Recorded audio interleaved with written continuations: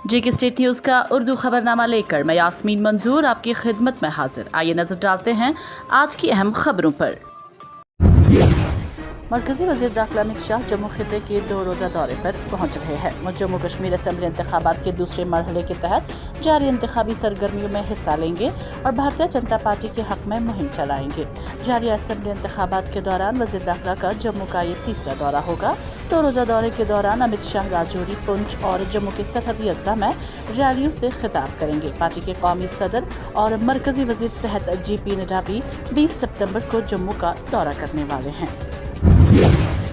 Mir vice Kashmir doctor मौलवी मोहम्मद उमर फारूक मुसलसल तीसरे जुमा भी घर पर नजरबंद रहे, जिसके सबब वो मरकजी जामा मस्जिद श्रीनगर में जुमा का खुतबा नहीं दे सके। ऐसे में मीर वाइस ने अपने एक बयान में उन्हें नमाज जुमा की अदायगी से रोके जाने की गैर एलानिया और गैर कानूनी नजरबंदी की शदीद अल्फाज में मजम्मत की। मीर वाइस ने कहा कि यह अजीब बात है कि जब हुकूमत के सरबराह ने मीडिया में ये दावा किया कि वो एक आज़ाद आदमी हैं, तो उन्हें फिर हिरासत में क्यों रखा गया है और मेरी आज़ादाना नक्ल हमल के बुनियादी हक की खिलाफ वर्जी की कोई वजह भी नहीं बताई जा रही है, जबकि नज़रबंदी के अमल को निजी तौर पर नाफिज किया जाता है। वस्ती कश्मीर के बडगाम जिला के वाटर हिल में जुमा को एक अलमनाक हादसे में बॉर्डर सिक्योरिटी फोर्सेस के कम से कम 3 एहलकार हलाक जबकि 33 दीगर जख्मी हो गए।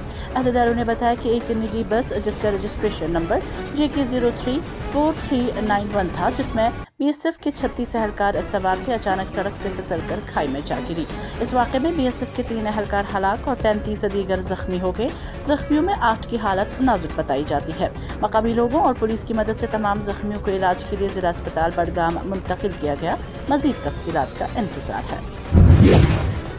वज़ीर-ए-आज़म नरेंद्र मोदी पर जवाबी हमला करते हुए PDP की सदर महबूबा मुफ्ती ने जुमा को कहा कि BJP अपनी नाकामियों को छुपाने के लिए पाकिस्तान की दलदल में इजाफा कर रही है। उनका ये तबसरा एक दिन बाद आया जब वज़ीर-ए-आज़म मोदी ने कहा कि PDP नेशनल कॉन्फ्रेंस और कांग्रेस के साथ मिलकर जम्मू कश्मीर में पड़ोसी मुल्क के एजेंडे को नाफिज कर रही है। मुझे लगता है कि BJP हर मुहाज पर नाकाम हो चुकी है। उन्होंने हर साल 2 करोड़ नौकरियों का वादा किया था, जिसका मतलब था 10 सालों में 20 करोड़ नौकरियां। हिंदू मुस्लिम में मुलवस होने, मुसलमानों को रंज करने, मसाजिद को मिस्मार करने के बाद अब उन्हें पाकिस्तान याद आ रहा है। सिर्फ अपनी नाकामी को छुपाने के लिए ये मसाइल उठा रहे हैं, उन्होंने यहाँ नामनिगारों को बताया। साबिक वज़ीर आला ने कहा कि अगर इलाकाई पार्टियां पाकिस्तान के एजेंडे पर अमल करती तो जम्मू कश्मीर इस मुल्क का हिस्सा होता। मेरे ख्याल में अगर अब्दुल्ला खानदान ने पाकिस्तान के एजेंडे पर अमल किया होता तो जम्मू कश्मीर हिंदुस्तान का नहीं बल्कि पाकिस्तान का हिस्सा होता। मरकजी वज़ीर J किशन रेड्डी ने कहा कि नेशनल कॉन्फ्रेंस ने जम्मू कश्मीर को अपने मुफाद के लिए इस्तेमाल किया था और इसी जमात की वजह से कश्मीर मुतनाज़ा था। उन्होंने बताया कि BJP के दौर इक़्तिदार में जम्मू कश्मीर की तामीर और तरक्की और अमन व अमान में नुमायाँ बेहतरी आई है। तफसीलात के मुताबिक मरकजी वज़ीर J किशन रेड्डी ने जुम्मा को नेशनल कॉन्फ्रेंस को जम्मू कश्मीर में पहले से आइन के दफ़ा 370 के नफाज का जिम्मेदार ठहराया और इल्ज़ाम लगाया कि इस खिते को इलाकाई पार्टी की वजह से मुतनाज़ा करार दिया गया है।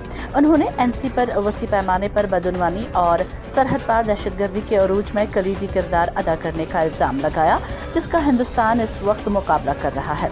मरकजी वज़ीर के मुताबिक ये NC ही थी जिसने आर्टिकल 370 को वजूद में लाया और उसे यहाँ नाफिज किया।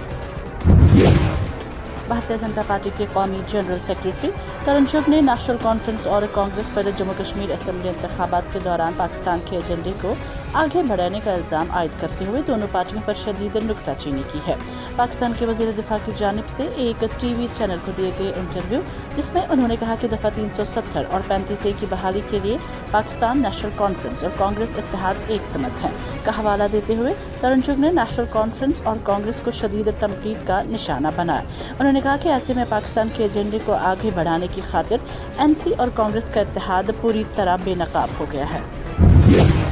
आज के लिए फिलहाल इतना ही। जाने से पहले जेके स्टेट न्यूज़ के YouTube चैनल को सब्सक्राइब करें और बेल आइकन को ज़रूर दबाएं ताकि आपको मिले लेटेस्ट अपडेट। साथ में हमारे Facebook पेज को फॉलो करना ना भूलें।